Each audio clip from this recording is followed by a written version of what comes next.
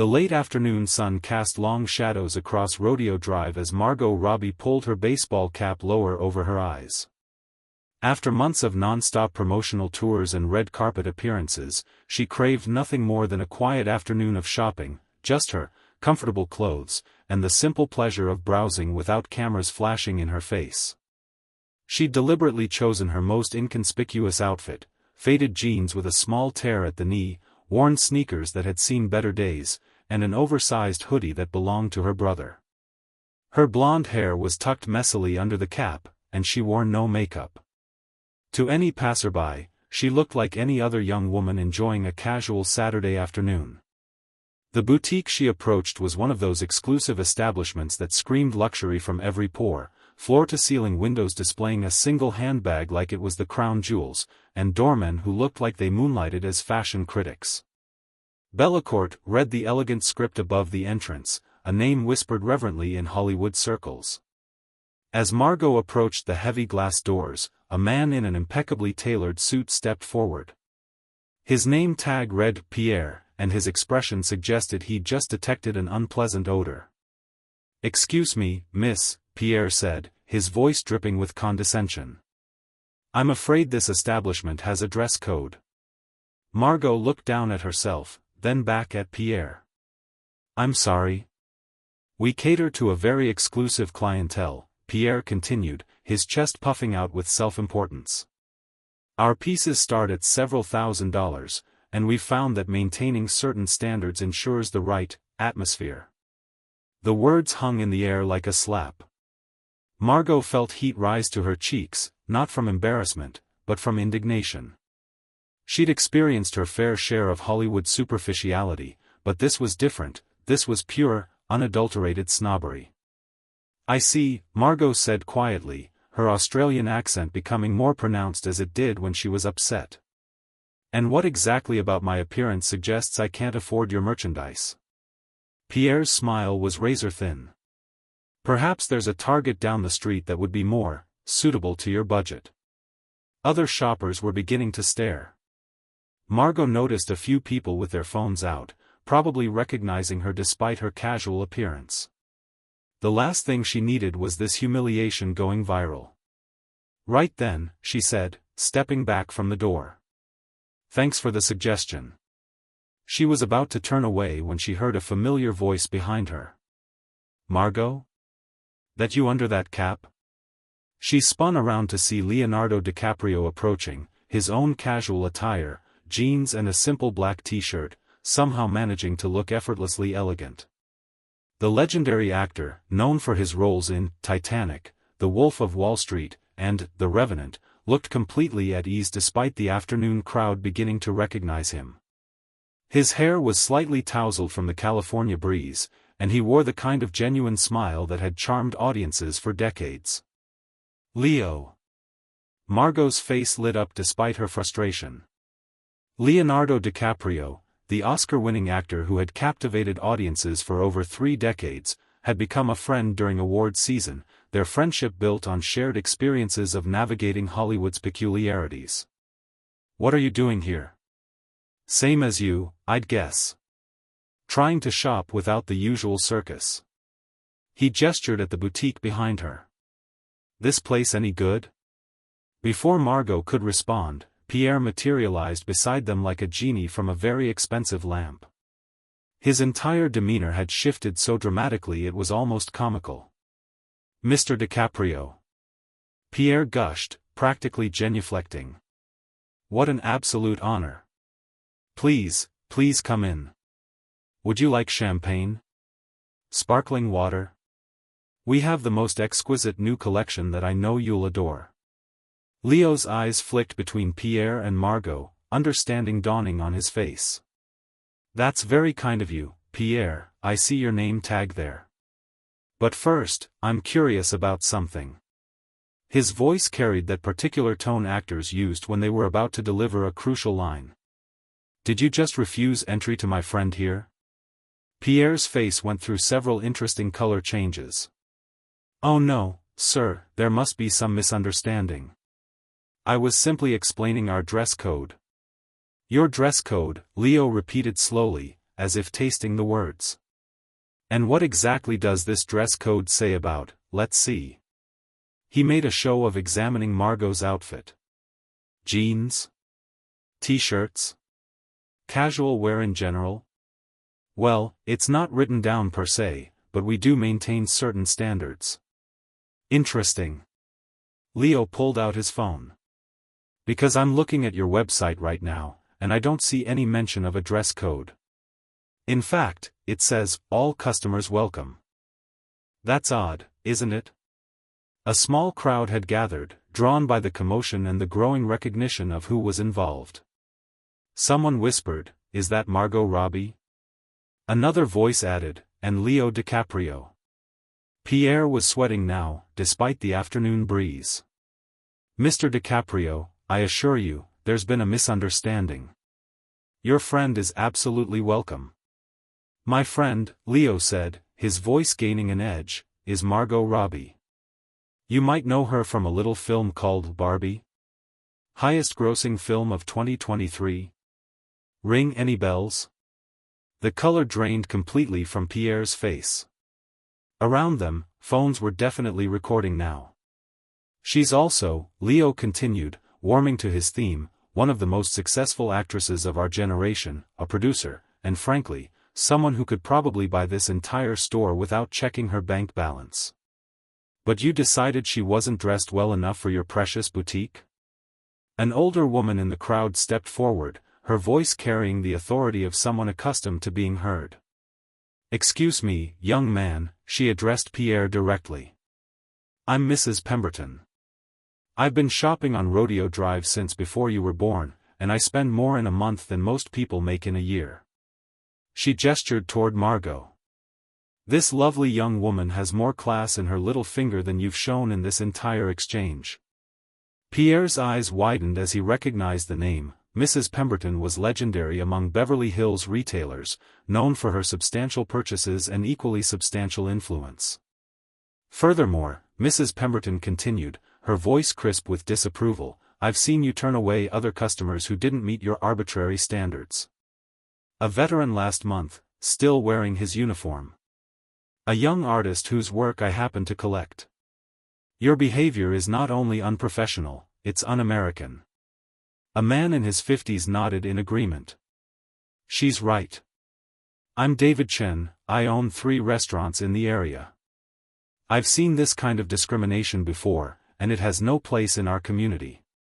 The crowd murmured its approval, and Leo could see that this had become something larger than just defending Margot. It had become a moment where a community was standing up against a pattern of behavior that had gone unchallenged for too long. Margot put a hand on Leo's arm. "Leo, it's fine."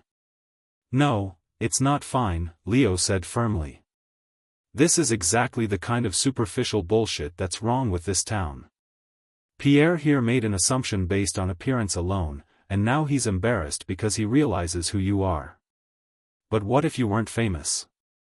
What if you were just a regular person who saved up to buy something special? Would that treatment have been acceptable? Pierre opened and closed his mouth like a fish out of water. Behind him, other store employees had gathered, looking mortified. I sincerely apologize," Pierre stammered. "Miss Robbie, please, let me personally assist you. Anything you'd like to see?" "Actually," Leo said, a slow smile spreading across his face, "I have a better idea." He turned to Margot. "How much do you think this place makes in a day?" Margot, catching on to his plan, grinned back. "Oh, I'd say quite a bit. Judging by their prices." "And how much do you think we could spend in, say, an hour? Between the two of us?" "Probably more than they make in a week." Leo nodded thoughtfully, then turned back to Pierre. "Here's what's going to happen. Margot and I are going to walk down the street to that lovely boutique over there, the one with the 'Everyone Welcome' sign in the window. We're going to spend a ridiculous amount of money on things we probably don't need. And then we're going to post about our wonderful shopping experience on social media, making sure to mention how welcoming and non-judgmental the staff was." Pierre's face had gone from pale to green. Mr. DiCaprio, please, let's discuss this. Oh, we're past discussion, Leo said cheerfully. But don't worry, Pierre. I'm sure your manager will understand when you explain how you turned away customers who were prepared to spend. He looked at Margot. What do you think? 20,000? 30? I was thinking 50, Margot said with a straight face. I really needed a new wardrobe. The crowd around them had grown, and the murmur of excitement was building. Someone called out, Margot, you look amazing. Another voice added, Leo, you're the best. A teenager in the crowd stepped forward shyly. Excuse me, Miss Robbie? I just wanted to say thank you. Last week, something similar happened to my mom and me at a different store. They looked at us like we didn't belong because we're not fancy enough, I guess. Seeing you stand up to this makes me feel like it's not okay for them to treat people that way. Margot's expression softened immediately. What's your name, sweetheart? Emma, the girl replied, her confidence growing. My mom saves up all year to buy me something nice for school, and they made us feel so small. Leo knelt down slightly to be at Emma's eye level. Emma, you and your mom belong anywhere you want to shop, as long as you're respectful and kind. Don't let anyone tell you otherwise, okay? The girl nodded enthusiastically, and her mother, who had been hanging back nervously, stepped forward with tears in her eyes. Thank you both. You have no idea what this means to families like ours. The moment seemed to crystallize something for both actors. This wasn't just about one rude employee or one exclusive boutique, it was about a culture that valued appearance over character, wealth over worth. Pierre looked like he might faint. Please, I made a mistake. A terrible mistake. Miss Robbie, Mr. DiCaprio, I beg you. Pierre, Leo said, not unkindly, the mistake wasn't just about Margot being famous. The mistake was treating anyone that way. What you did was wrong, regardless of who she is. One of the other employees, a young woman who'd been watching the scene unfold, stepped forward. Excuse me, she said quietly. I'm Sarah, the assistant manager. Pierre, perhaps you should take a break. Pierre looked like he wanted to argue, but one look at the crowd, the phones, and the expressions on Leo and Margot's faces convinced him otherwise. He slunk away toward the back of the store. Sarah turned to Margot and Leo. I am so sorry for what happened. That behavior is absolutely not representative of our values or our training. Would you please give us a chance to make this right? Leo looked at Margot, letting her take the lead. After a moment, she nodded. I appreciate the apology, Sarah. But understand, this isn't about special treatment because of who I am. It's about treating every customer with basic respect. Absolutely, Sarah said earnestly. You have my word that this will never happen again. We're going to be reviewing our customer service policies immediately. Sarah paused, then continued with genuine concern. If I may ask, what would have happened if you hadn't been recognized? Would Pierre have simply turned away a paying customer? That's exactly the point, Leo interjected. This happens every day to people who don't have the luxury of fame to protect them. A college student saving up for a special occasion, a single parent treating themselves after months of hard work, an elderly person who prefers comfort over fashion, they all deserve the same respect. Margot nodded thoughtfully. You know, Leo, maybe we should do something more constructive with this situation. Sarah, would your store be interested in partnering with us on a customer service initiative? Something that could set an example for other businesses? Sarah's eyes lit up. That would be incredible. What did you have in mind? A training program, Margot explained, her producer instincts kicking in. One that focuses on treating every customer as if they could be anyone, your biggest sale of the day, your most loyal customer, or simply someone who deserves basic human dignity. Leo smiled approvingly. I like it. And maybe we document the whole process, show other businesses how to implement real change instead of just issuing apologies. As they walked into the boutique, Leo leaned over to Margot. "You know, for someone who was just publicly humiliated, you're handling this with remarkable grace." Margot shrugged. "Been in this business long enough to know that how you handle the bad moments says more about you than the good ones." Inside the store, Sarah and her team bent over backward to provide excellent service, not because of their celebrity status, but because it was simply the right thing to do. They were professional, helpful, and genuinely enthusiastic about their merchandise. As they browsed through the collections, Leo found himself in conversation with Marcus, one of the younger sales associates. "How long have you worked here?" Leo asked while examining a leather jacket. "About 6 months, Marcus replied. "I'm actually studying business management at UCLA. This job helps pay for school." "And how do you feel about what happened earlier?" Margot asked, joining their conversation. Marcus glanced around nervously, then spoke quietly. "Honestly? I've seen Pierre do that before. Not often, but it happens. I always felt uncomfortable about it, but he's senior staff, you know. I didn't think I had the authority to say anything." "You always have the authority to do what's right," Leo said gently. "In fact, you have the responsibility to." Sarah, overhearing the conversation, approached them. "Marcus is one of our best employees. He treats every customer with genuine care. Maybe he could be part of our new training initiative." Margot smiled at the young man. "Would you be interested in that, Marcus? Helping to create a program that ensures everyone gets treated fairly?" Marcus's face lit up. "Absolutely. I've actually been thinking about how customer service could be improved across retail. I wrote a paper about it for one of my classes." "Brilliant," Leo said. "See? Solutions often come from the people who are actually doing the work every day." The conversation continued as they moved through the store, with Sarah, Marcus, and other employees sharing their thoughts on creating a more inclusive shopping environment. What had started as a negative confrontation was slowly transforming into something constructive and meaningful.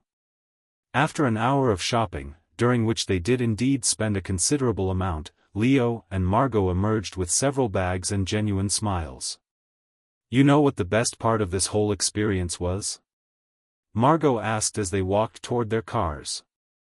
"The look on Pierre's face when he realized who you were?" "No," Margot laughed. "The fact that you stood up for what was right, not just for me personally. That meant more than you know." Leo smiled. "That's what friends do. Besides, someone's got to keep the universe balanced. For every Pierre out there, there needs to be someone willing to call out the nonsense." As they parted ways, both headed off to their respective cars and lives. The incident was already making its way around social media.